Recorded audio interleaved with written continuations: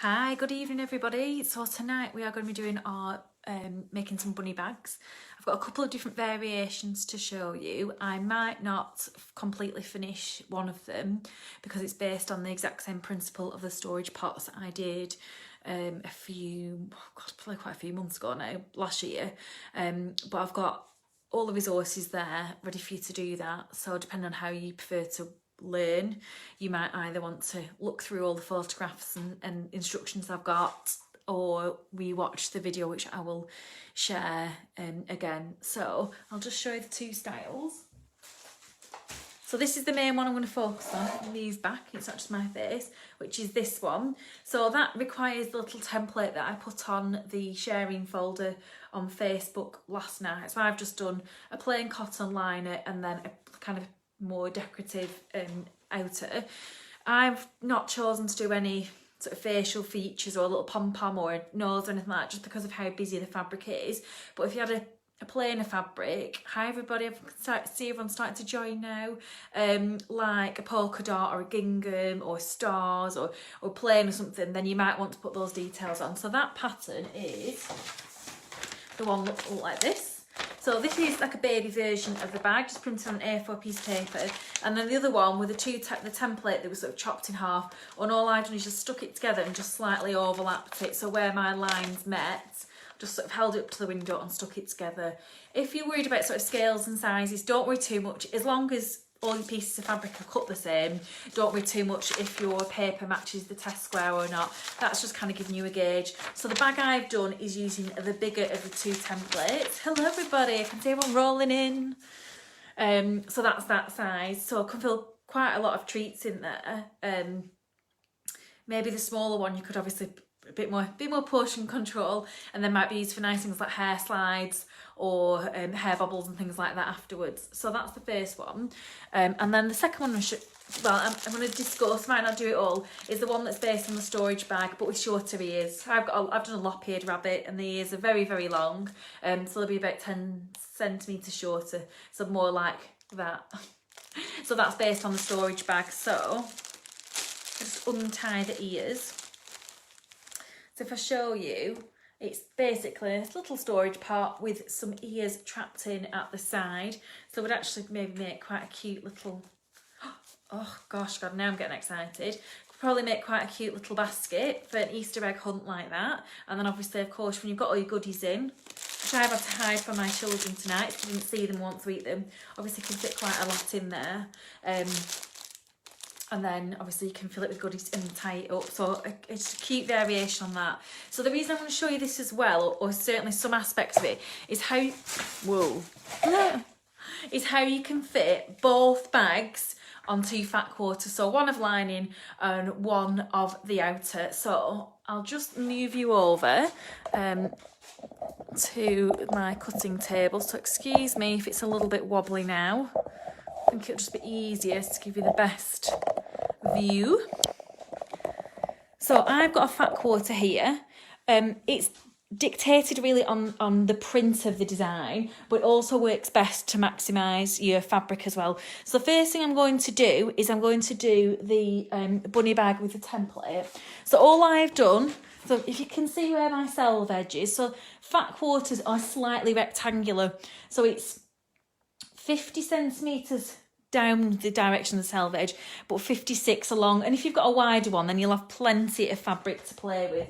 So all I'm going to do is fold over my fabric until my bunny template just fits on. And I really want to be as scant as I can with this, because the more stingy you are with your fabric, the bigger proportion you are leaving there for your storage pot.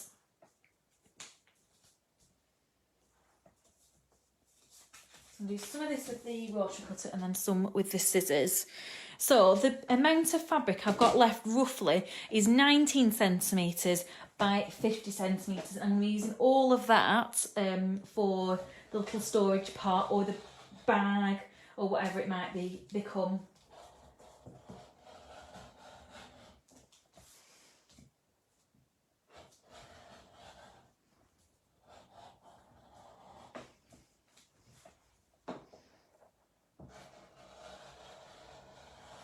I'm just going to do those curves with my scissors.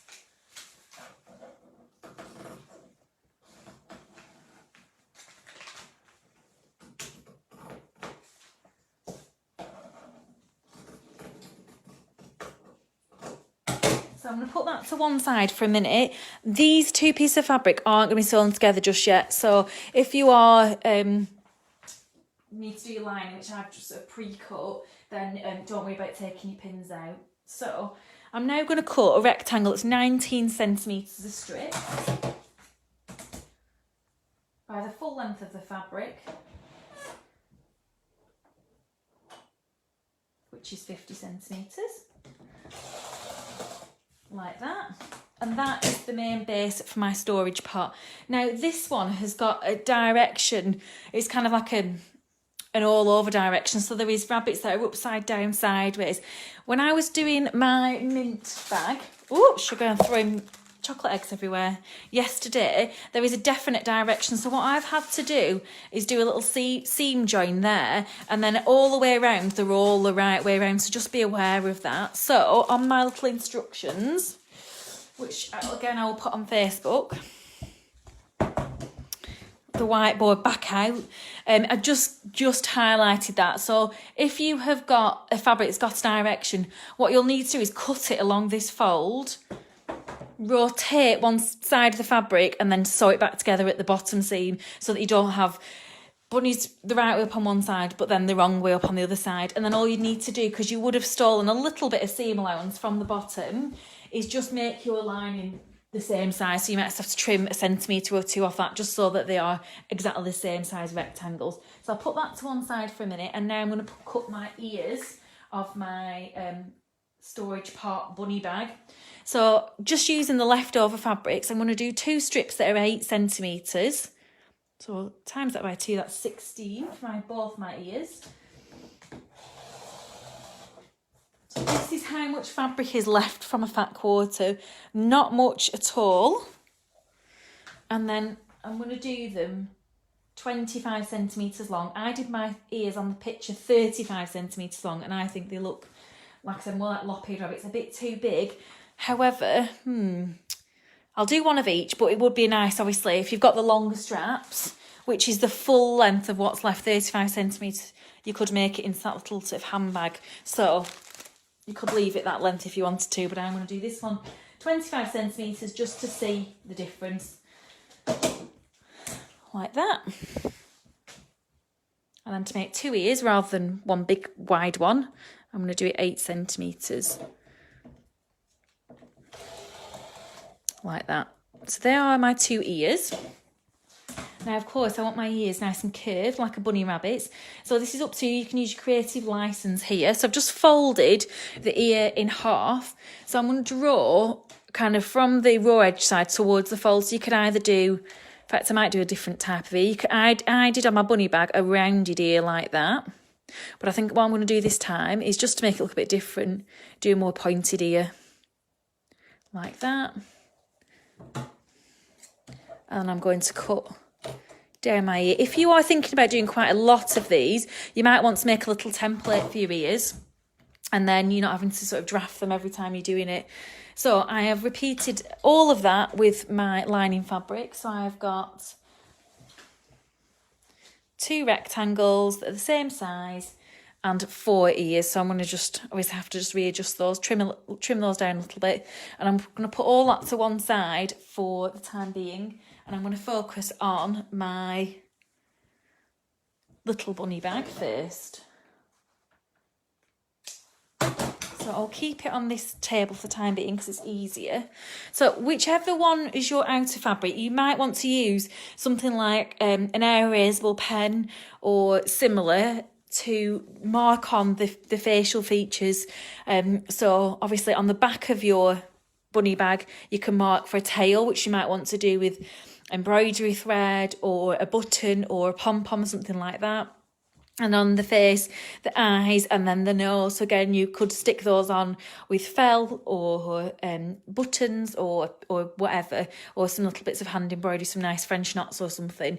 Like I said, because I've got quite a busy print, I'm gonna skip that step. But they're all there. So it's this stage you want to transfer those marks.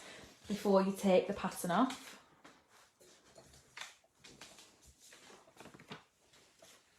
So what I'm going to do is I'm going to take one patterned and one plain and put them right sides together. With plain fabric there isn't a right side or a wrong side because it is it's dyed rather than printed, so it doesn't matter which one you do. And I'm just going to put a pin into the ears, and then again a second one.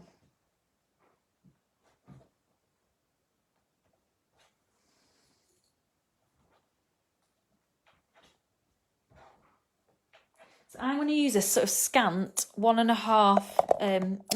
centimetre seam allowance. Right, so let's swing you over to my machine. See if I can do that. Bend this into shape.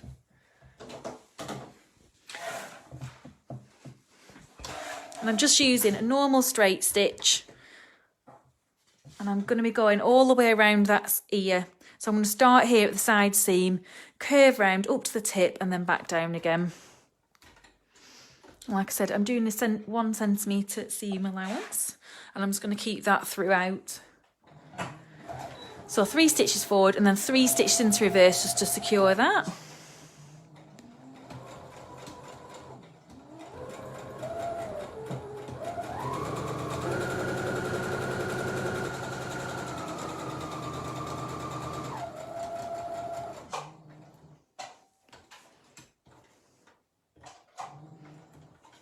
And then just pivot in at the top.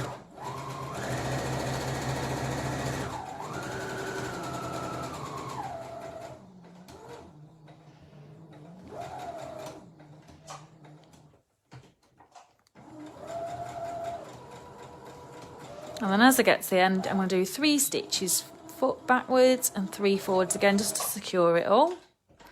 And then of course I then need to repeat that with my other side. I'm trying to keep my eyes on questions. If there's any coming up, if anything you want to ask me, then just fire away and I'll try and keep one eye on it. And the other thing I'm just going to mention, it's a bit vain, I've not got a dirty nail. I cut my finger on Monday with a bread knife, and it blooming kills, and it's blood, it's dry blood in there, but I don't feel at the moment I'm ready to get the nail brush on it, so please don't think I'm mucky. It's blood.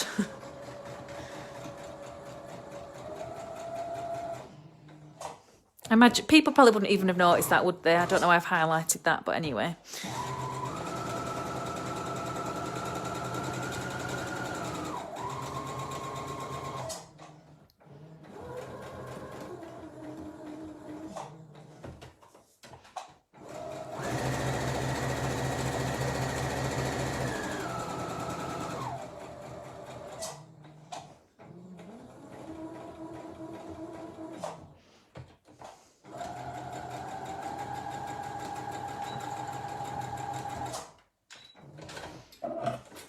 So I'll zip these pins out. And before we move on and do anything, I'm going to do a little bit, oops, I'm going to throw pins around, a little bit of clipping. So inward curved seams, so you might have them on necklines, on armholes, obviously things like this, collars, sometimes pockets.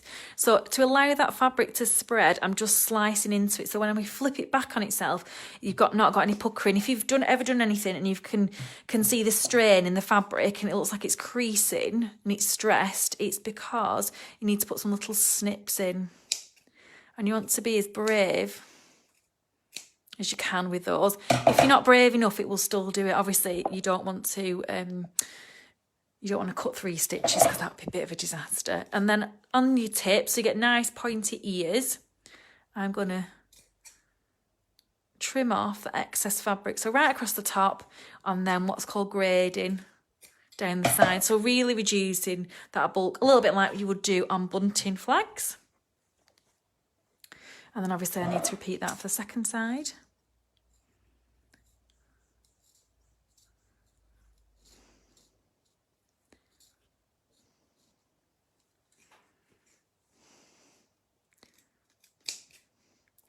I think these scissors could do with a bit of a resharpen. Don't normally use them. Just a bit, oh, they are sharp enough. So straight across the top, and then nearish to your stitches, maybe a mil or two, and then just kind of working away. Oops.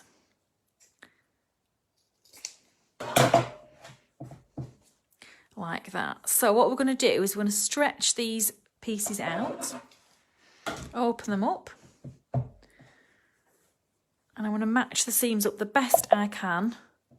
And you can either, I'd probably just push your seam allowance to one side for this, if I'm completely honest, rather than trying to open it up. But I'm just going to look on the inside, just peep, and just really try and match those up.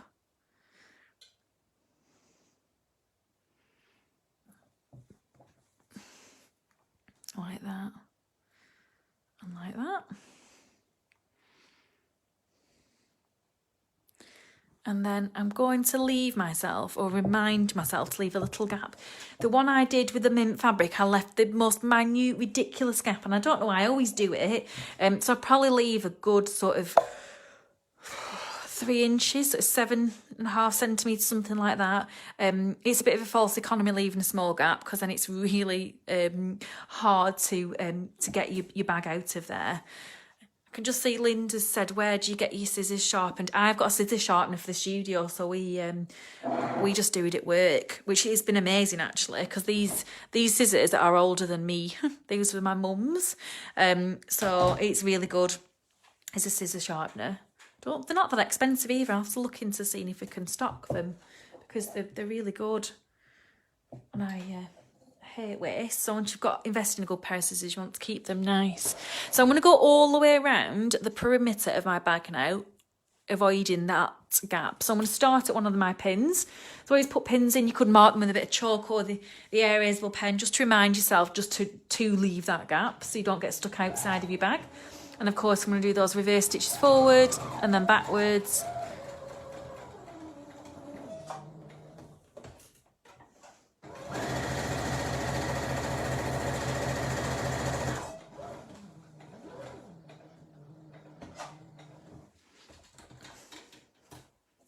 Just make sure you don't sew your ear.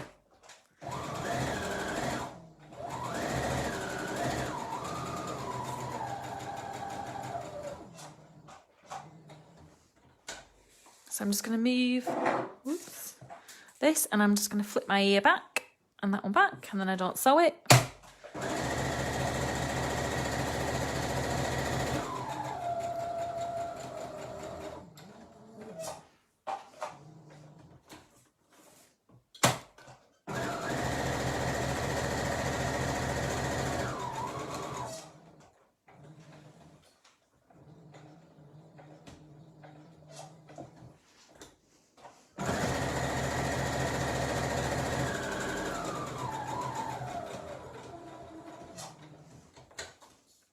And again, just move those ears out the way, and I'm going to finish it at this white pin there. And again, 3 stitches into reverse and 3 stitches forwards. I'll take those pins out. And just so I get nice, sharp, pointy corners, I'm going to remove the corner off there. A little bit less fabric, I'm just going to do the tip like that, because obviously the point isn't as sharp. So you could have done all your trimming in one setting if you wanted to. And then I'm going to get my trusty knitting needle, and I want to turn the whole bag back through itself. So just make sure you've got no pins in at this stage, because they're incredibly hard to take out. So I'm going to push from the opposite end to where my hole is. So I put my hole in the bottom of my lining, so obviously that will tuck inside the bag. So I'm just going to push my thumb through and then pull it out, and that is, I find, the easiest way. Now what I need to do is get my ears and to find those.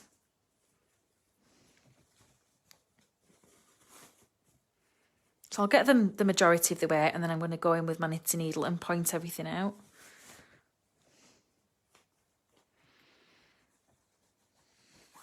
Like that. And then get the knitting needle, and I'm just going to flick all those corners out for the actual bag itself.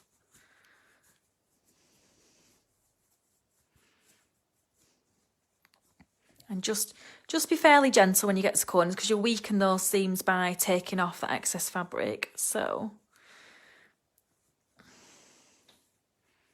just nice and gentle. Just encourage it all out so you get nice pointy ears.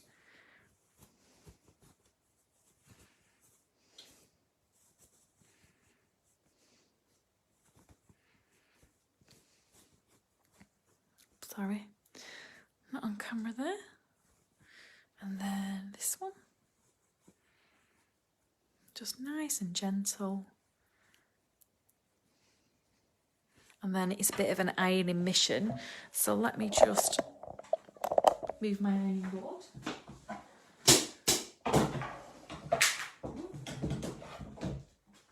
Throwing everything around now. And I'm just going to make sure, so I'm just going to rub at my seams, just rub so that the seam sits right on the edge and you get that really nice shape.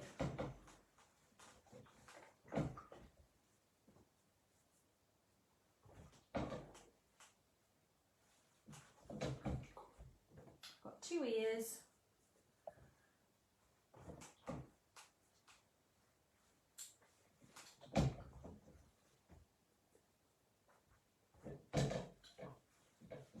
And then we'll do the bags themselves, and then I'm going to just do a little top stitch on that hole. Or of course, if you wanted it to be a reversible bag and you didn't want visible stitches there, you could do some hand stitches and do some slip stitching, which I think, crikey, when did I do a video on slip stitch? Oh, when we were doing the machine covers. So it might be something you've done already, or you could always go back and have a little look on that tutorial.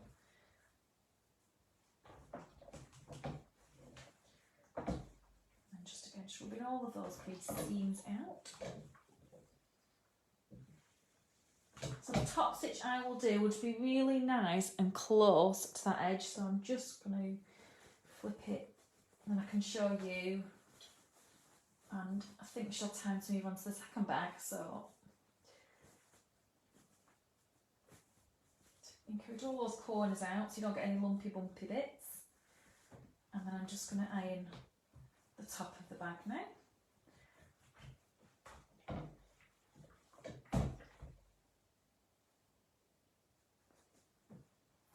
Fiddly, especially the small ones, they're fiddly just because they're small. I'm worth getting one of those small sort of crafting irons to get in all these little bits, things like this. So you can see, because we put those clips in, you get a really nice smooth curve with no sort of puckering, and then of course you can tie your ears and fill it with goodies. So that is the little bunny bag. Hopefully a really nice, simple make. And then what I'll do very quickly is just kind of do a refresher on how to do the storage pots and how to pop the ears in. So because I don't have a directional print, I can just keep it like this. Like I said before, if you had the directional print, you would need to add in that extra seam at the bottom so everything's going in the right direction. So what I'm going to do is I'm just going to put my 2 pieces on top of each other just for laziness. You don't have to do them like that, and fold it in half. Now to create that 3-dimensional thing, three-dimensional shape, we're going to put a box corner at the bottom. So I'm going to use my set square. You don't have to, you could use a ruler. I do love this because I'm inherently bad at measuring, because I'm a rusher, and I'm going to do 4 centimetre square .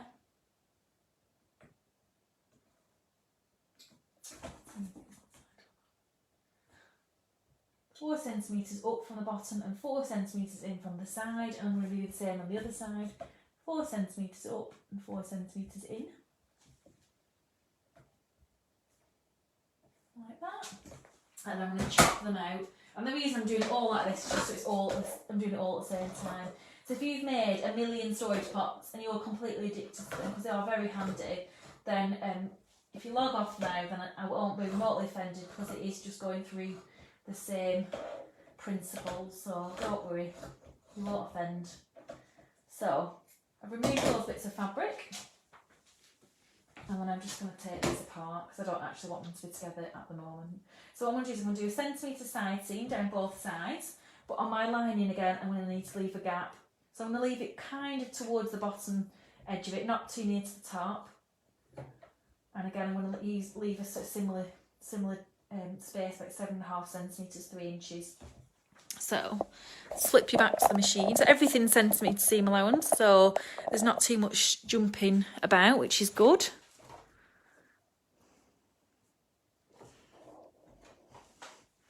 And as always, I'm going to do those securing stitches.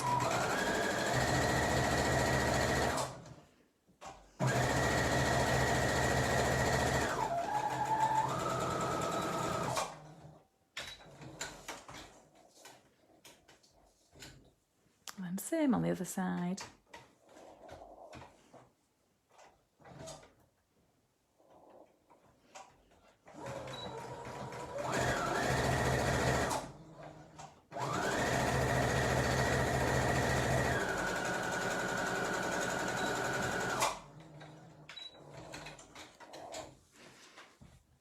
Same on one side of my storage pot, all the way down that side.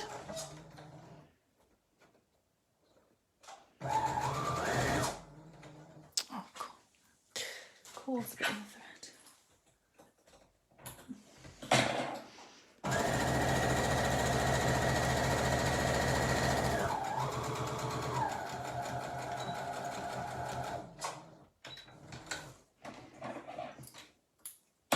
And then of course on the one where I've got to leave my gap, I just need to remind myself to do 2 small seams with that gap.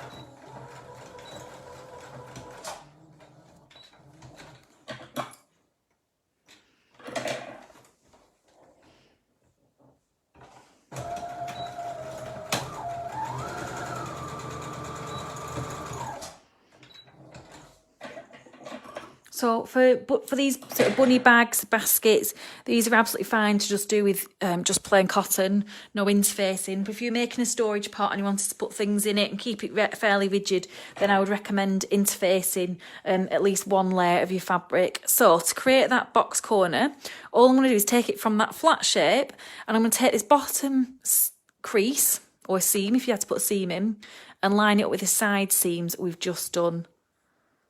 And again, you can either push your seam allowance to one side or you can split it open. Oh, sorry. Sally, I'm just using a 1 centimetre seam allowance all over. That's what I used on the little bag and also on these as well. Just keeping it nice and simple. Like that. And then, of course, I need to repeat the same on my outer. So again, either you could give it an iron or a good finger press. So you get a nice crease as to where to match up. So you get a nice even seam.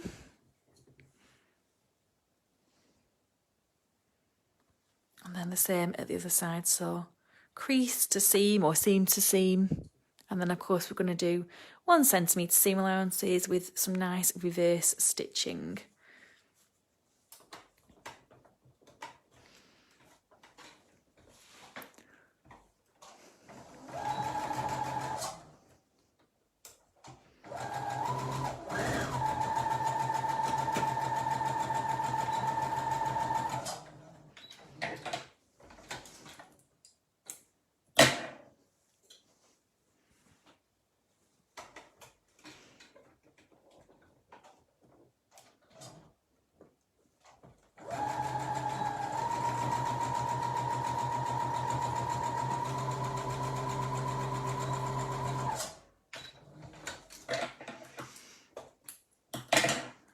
And the same on the lining. So it's very repetitive, which is good sometimes. Sometimes you need a project where you don't have to think too much.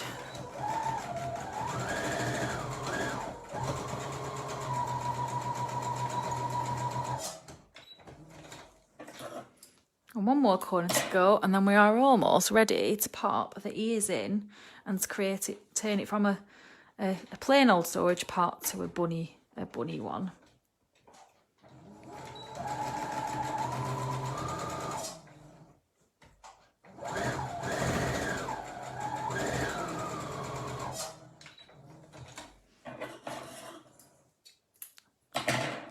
So I'll turn this one the right way. I want to turn one, it doesn't matter which it is, whether it's the main or the lining, but you are getting something that looks a little bit like that. It looks a bit like a box. You've got those box corners in there. And then I'm going to just do my little ears. So I decided that I like that pointy shape. I was going to experiment with it. So I just need to adjust my mint fabric to that shape. Put a couple of pins in there to keep the layers together.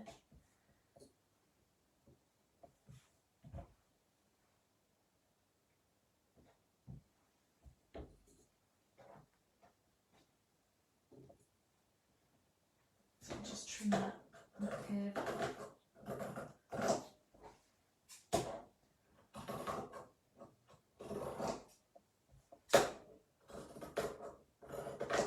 And then I'm going to sew 2 long edges, pivoting at the top, a bit like we did my ears on this one, but not at the bottom seam.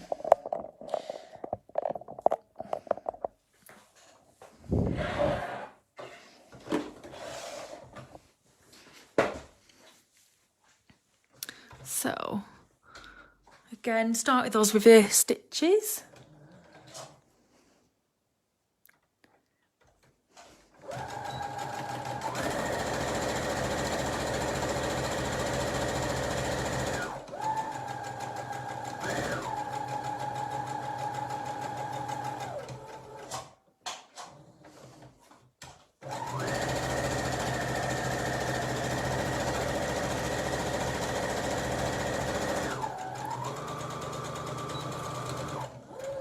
I'm just wondering, I'm just playing Russian roulette with my spool, wondering if it's going to run out. I'll see what... Oh, I've got some green thread I could just nab. So again, like we did on the bunny bag, I'm going to just trim my ears off so they get some nice pointy rabbit ears. And repeat the same for my other one.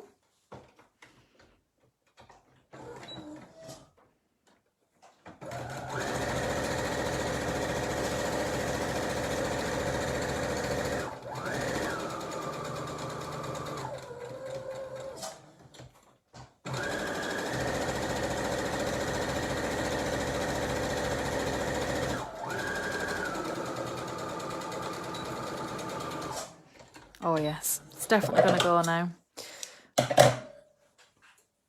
And again, trim, trim, trim. And then we need the old knitting needle out again. So this is a good one if you're ever doing straps on a bag or anything like that. Any sort of tubes. I always go from the end you've sewn and just kind of roll your fabric down on your knitting needle or chopstick or whatever you've got, and then it's just so much easier to turn out.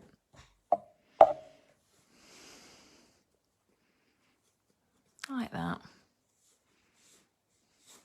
If you've got a super duper pointy knitting needle, mine aren't ridiculous, but some of the finer ones, just be careful turning with the sharp end because you might end up sort of piercing your fabric where you don't want them to. So I'm just going to do a little bit of ironing again. Fortunately, there's quite a bit of ironing with this project, which isn't something that I particularly love, but here. So again, I'm just going to rub all those seams to get a really nice ear shape.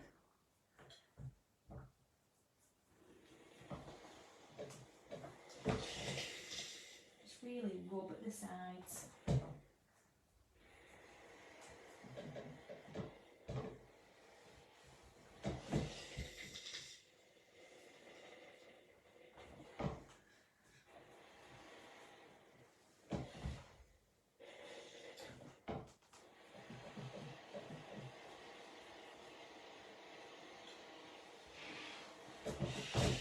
Like that. And this will be the final little step is I'm going to take my ear and fold it. So while you're ironing, you could again just put a little crease in that. So you've got the centre of the ear, and I'm going to put the centre of the ear to the side seam.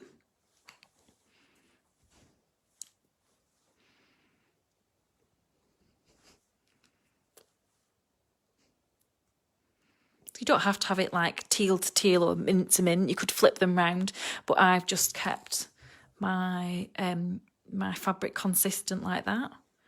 And then this other one, so I'm just going to little press and again put that crease to the side seam.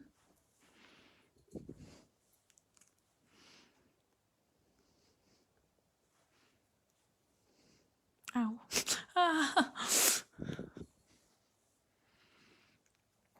And then I'm going to take my bag as it is, the right way out, and I've still got one, my lining is the wrong way out, you can see the seams, and I'm just going to tuck that in there like that, and I'm going to match up my side seams. So side seam of the bag, it's the side seam of the outer, and then readjust those pins I put in for the ears. So it's going through all of the layers, the ear, the outer bag and the lining.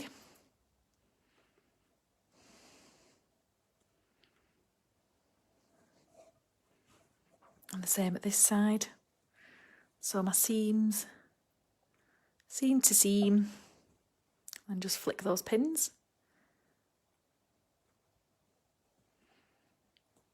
And now I'm going to sew all the way around the top of that bag because, of course, we've already left the gap. So if you've got a little box, you can take it off. I am going to have to change my spool because I think I do like using my my spools up, and I do like a challenge, but I think that was probably not going to do it for the rest of the bag. So I'll put this in. This grey will do. No one's going to see it.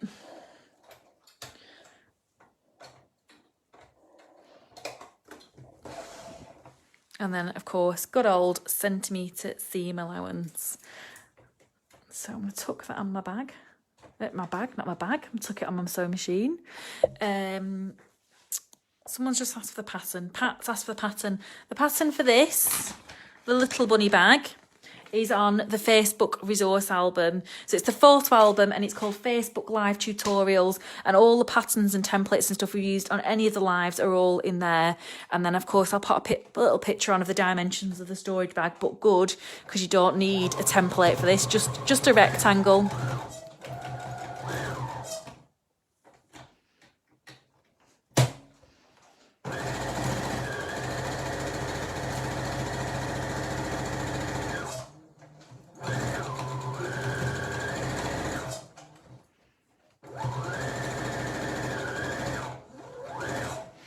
So I've not left a gap in this one. I didn't do any reverse stitch at the beginning because when we get right back to the end, I'm going to overlap my original stitches and then do my reversing and then forwards in. So I've done it all in one foul swoop.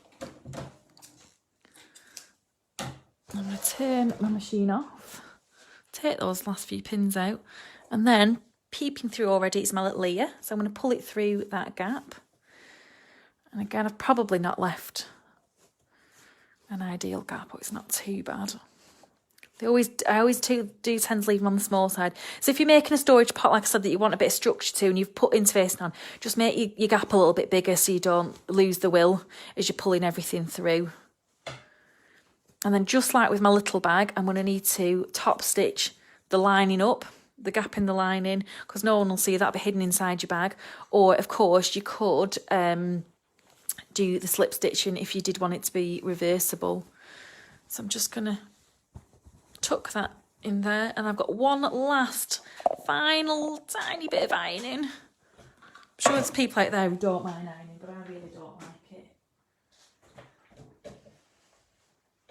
So I'm just going around that top seam. I've ironed everything else. If it's super creased, then obviously you might want to give the rest of your pot or your bag a little iron, but I'm just going to give, very badly, I might add, that top edge a bit of a press. And the last thing to do with your little bags is, of course, fill them with goodies. So I've got some chocolate eggs, and of course some chocolate bunnies, and some chocolate chicks somewhere. I must have stashed those away from Daisy and Oliver somewhere. And just give your little bunny bag a nice double knot. So you've got your very effective little ears there. So there is the sort of more voluminous one, or a little bag or basket in itself, and then your mini bunny bags like that. So hopefully some nice simple Easter inspiration. And let me flip my face back on. Where am I? Here I am. That's the only thing with this tripod. It's straight here. So hopefully some nice little bits of Easter inspiration to get you going on some little make. So hopefully we'll be able to do Easter egg hunts. So a nice way to keep everything together, or little treats. If you don't want to give chocolate to smaller ones, you could always put little cars or figures or dinosaurs or whatever your little people in your life like, or even your big people. This one would be really nice actually, to put some nice cosmetics in there, some nice soap or whatever, some nice goodies for your older little ones. So I hope you enjoyed that make. Please don't forget to either tag us on Instagram or share them on the sharing page on Facebook, because we love to see how you make them, and you always do much more exciting job than I do. I'm sure there'll be lots of cute faces and pom-poms here, there and everywhere, and I will look forward to letting you in on what we are going to be doing in March, which a lot of our Easter sort of themed, and seeing all of your makes. I shall see you next Wednesday, and I'll pop on a new event with what's going on in March. Can't believe we're nearly in March. Thank you for watching, and I'll see you next week.